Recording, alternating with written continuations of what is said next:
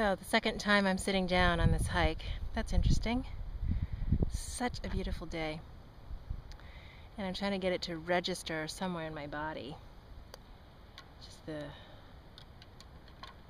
everything about the breeze, the temperature, the colors,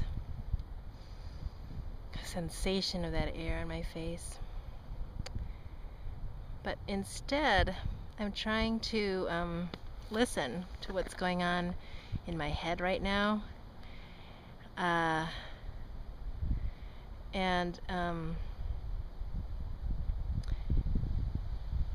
It's this mixture of thoughts, some of which are telling me, giving me beginnings of blog posts and stories, and different ways to divide up all my writing into different URLs so that they're more easily findable.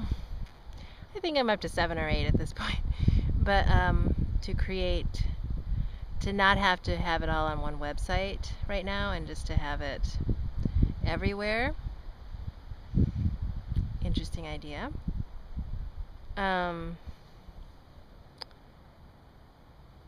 And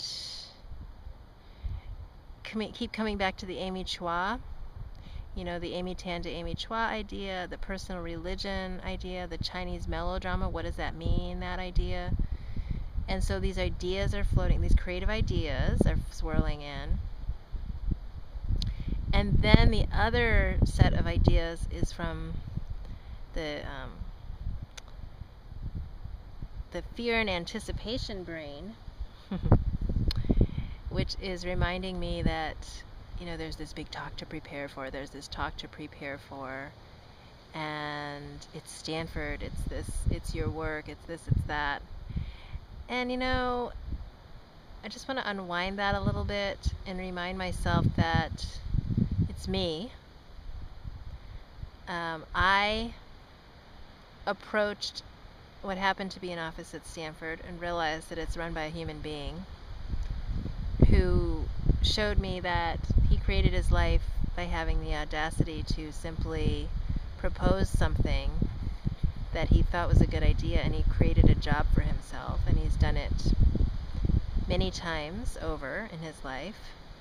And that's really what I've done also, and I'm struggling with now in terms of where to go and how to carve that out. And finally I'm feeling the confidence that there are channels, there are people, it's a small burgeoning field, it's an exciting time to be involved, and this is it, this is the process.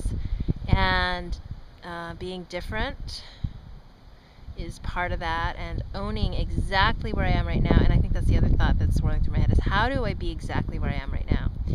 And I guess just being aware that my brain is really wanting to still write about Amy Chua and about me and about what I read into that, because it's such a rich area for me. And to acknowledge that's really what I would like to talk about, and maybe to just allow myself to write about that this afternoon. And maybe that is the preparation, is acknowledging exactly how that opened me and how that material is the most alive within me. And I'm not going to go up and give some canned presentation, that it's going to be very alive and in the moment. And I have so much to share just from that aliveness. And how do I just wake up the room? It's by being alive myself and not being over rehearsed, but being prepared in the sense of being very, very, very present to exactly where I am. And not to have to lie about it. I mean, the timing is the timing. It's been set for many months. And also the timing of the Amy Chua came up at this time. And maybe it's exactly the discussion that needs to happen in that room. And the more I block out what I want to say about that, the more I deny exactly the part of myself that I am seeking to give a voice to through this whole discussion. So it's a doorway. The flyer is an invitation to entice people to come, and a gathering point. And it really is my lesson.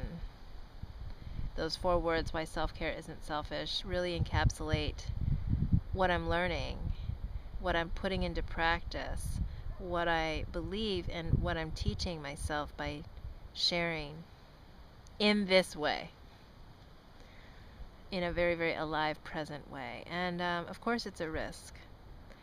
I am seeking a life of artistic aliveness, courage, building the courage muscle. And this is the only